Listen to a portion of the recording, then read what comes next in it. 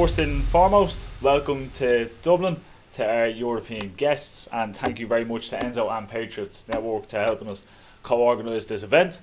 I would encourage any of our European guests to mingle with National Party activists and see what it is to be a National Party activist through the lens of their eyes. The conference itself is going to be very, very important in terms of building European connections, and these connections are going to be crucial for nationalist Europe going forward. The conference itself is built on mutual respect for each other's individual nations and each other's individual prioritisation of our own native people. As Irish nationalists, we understand that Ireland belongs to the Irish people. We want to prioritise the Irish people inside of our own country, but at the same time, we are not insular insofar as that we see what is happening on the continent, the very real threat of mass immigration into Europe and making its way to Ireland. And on that note, we absolutely have to try and work together on a European level to stop this, because it's not going to be answered by one country on its own. It's going to be answered by the whole lot of us working together. It's going to be an absolute struggle, but one thing I can absolutely assure the European delegates here today is that the National Party is used to struggle. As Enzo very eloquently laid out in his speech, the Irish people as a whole are very used to struggle.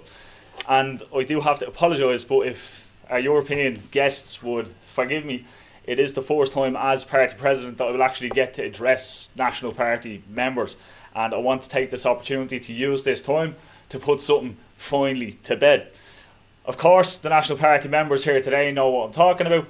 I'm talking about the Electoral Commission's decision on the 19th of December, or the 19th of September, the 19th of September, to finally put to bed a 2-year dispute between the leadership of the party and answer the question, who actually runs the party? Is it one individual who is not accountable to the membership, or is it the membership of the party? We took a very disciplined approach insofar as that we avoided online Twitter spats, we avoided being dragged into needless conversations, putting ourselves at risk and exposing the plan of what we were actually doing in terms of engaging with the Electoral Commission. Reluctant, but it has to be said, Justin Barrett claimed right up until the end that a decision was going to be in favour of him very, very soon. He also claimed that an economic collapse was going to happen. It was going to be imminent. It'll happen at any moment. Also a claim made by Justin Barrett was that electoral politics in and of itself is absolutely futile. He claimed that the law was on his side up until the law decided against him, and then he claimed that it was a stitch-up. I'd encourage each and every single member of the National Party to read the 34-page document that was published by the Electoral Commission, in which Miss Justice Maria Baker outlines on page 27, and I'm quoting here directly, Mr. Barrett offers no evidence to support his argument that the meeting was rigged and involved a coup, the great coup and the gold heist that occurred. Also on page 27, Miss Justice Maria Baker, and I'm quoting, states that the facts as presented by the organisers, i.e. us, the National Party in this room here today, are uncontested in that no evidential challenge is tendered by Mr. Justin Barrett. On page 32, again, I'm quoting directly, Mr. Barrett tenders no evidence to support his assertions. Essentially, in short, Mr. Justin Barrett was asked to put up or shut up. He couldn't provide any evidence, so I'd encourage Mr. Justin Barrett to now accept the Electoral Commission's decision and to continue to front his new organisation and allow the National Party to continue on its path to electoral power. With that said as well, I have to condemn the left-wing attack on his members that happened in St. Patrick's Park in Dublin recently. As many people here might be aware, we have the event itself doxed. Leftist, terrorists, communists attempt to intimidate and undermine every attempt for nationalists to organise.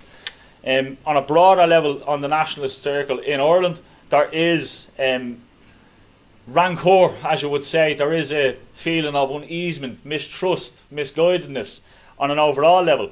But that's sown by individuals thinking that, I can do it better than you. And they might think like that as well. And they might have different plans, and that's okay. These individuals aren't our enemies. The enemies of the Irish people are the organisations, the NGOs, the ruling elite class who are attempting to undermine our people and ultimately replace us with cheap foreign labour serving nothing but the capitalist class and not the Irish nation. I want to assure the National Party members here today, the National Party members who will watch this later online, our European guests in attendance here today, and our European counterparts who will watch this video later on, that the National Party is not retreating into conservatism or moderation. The National Party is, as it always has been, as it is now and as it always will be, a radical Irish nationalist organisation that serves the interests of the Irish people first and last.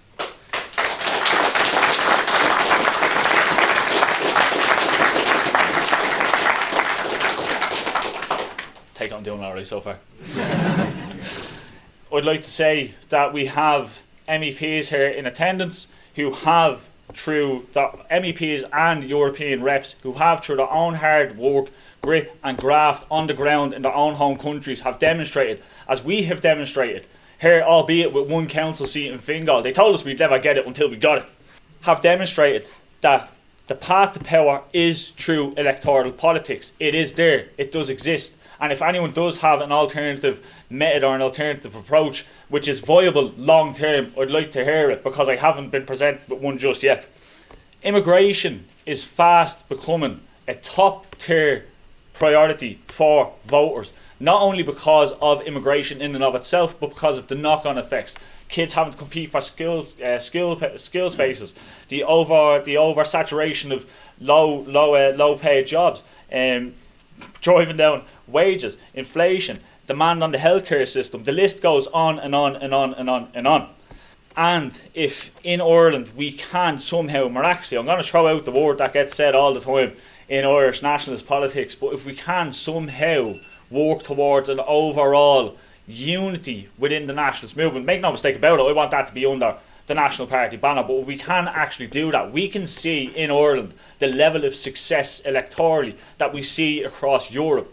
I want the National Party to work towards that goal. I want to one day have us be the ones to write the laws and to write the policies, namely the first one being the euro has to go. We need a national currency that will serve a national people.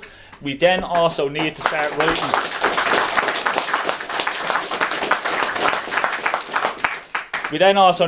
writing laws that stipulate treason to the highest form and will be punished accordingly. And then we can start worrying about writing checks to Ryanair or Aer Lingus to start deporting en masse hundreds of thousands of migrants.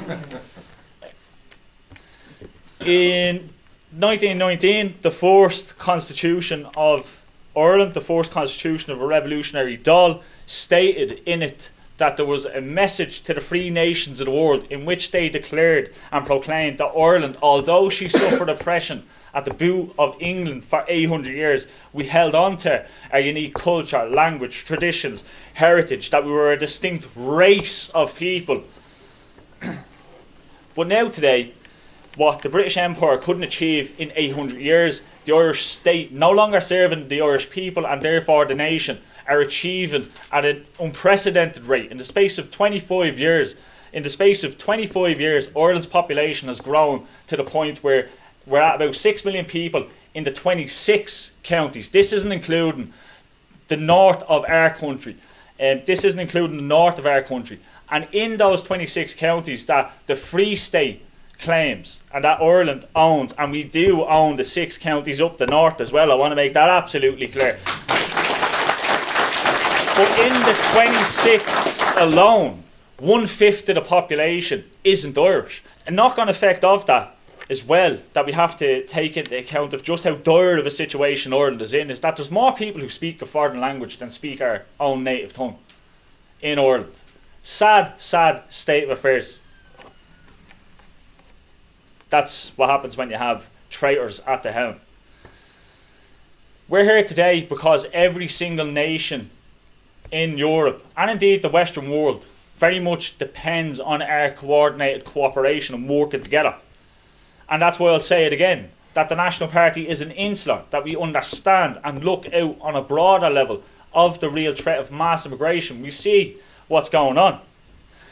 Because what's going to happen is, If they're dehumanising one of us, if they're delegitimising one of us, they're delegitimising all of us. The rape of one European woman is the rape of all of our European women. The murder of one European child is the murder of every European child. And I'll be damned if Ireland is to be the first domino to block, or the first domino to fall in that reaction. In June 2024, I'd like to talk very quickly about taking the next steps needed, that we will need to do as an organisation, as a political organisation, as a viable long-term political alternative for the Irish people. In June 2024, at the local elections of which I contested and won a seat, purely due to the hard graft and determination of National Party activists. No one paid, no one on the state bankroll, everyone just driven by a love and loyalty of Ireland. We managed to secure one lowly seat. But that wasn't a vast majority ideological block of people that came out and voted for me. They were just ordinary, decent, hard-working Irish people who have concerns about housing, healthcare and inflation. And we need to tap into that going forward, present them with actual policy documents. That's something that we've been hindered with for the last 8 of 10 years. We've been hindered with not producing any policy documents. It ends. It stops. We need to present the viable alternative to the Irish people, and we are going to do that. And I'm asking National Party members directly that if you're an expert in a particular field, be it housing, be it healthcare, be it nuclear energy, reach out and make sure that when we present these policies to the Irish people, that they are ironclad and watertight. Otherwise, we will fail to move beyond and into a serious party that actually has the capacity to take this country back, snatch it from the jaws of death.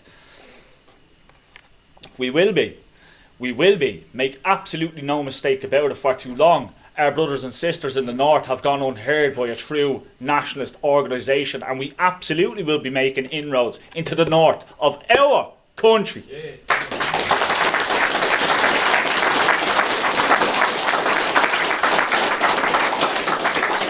One thing that really bugs me is this idea of paper candidates. We're not going to be fielding paper candidates just for the sake of trying to get a particular vote in a particular area. We're fielding competitive, ideologically driven, for the most part, young men. But we do want young women in the ranks as well.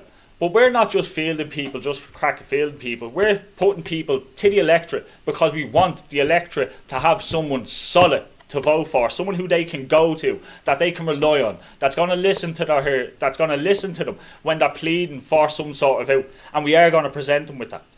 And then even as well, while we're doing all of that, there's still other things that are happening on the outside of the spectrum that we're going to address in closed meetings as National Party. And I'd just like to round it off very quickly by just thanking absolutely everyone that came, particularly our European guests who have travelled very far, and some people who've come from as far as Cork, who have made their way to be here today in the lashings of rain. But we are here, we do exist, Ireland is still free, Ireland is still unbroken, and may God fight with the small battalion. Yes, you will.